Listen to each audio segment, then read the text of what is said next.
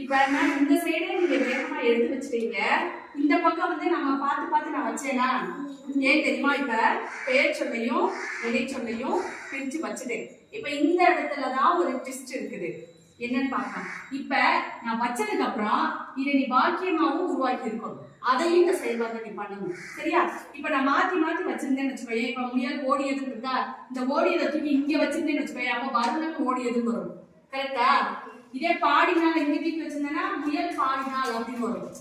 அதனால நீங்க எடுத்து வைக்கும் போது இந்த வாக்கியமும் வர மாதிரி நீ சரியா எடுத்து வச்சிடணும். சரியா? இப்ப வாசிங்க. வருணன் உண்டான், இசைவாணி பாடினாள், கண்ணன் எழுதினான், ஓவியா வரைந்தாள், முயல் ஓடியது.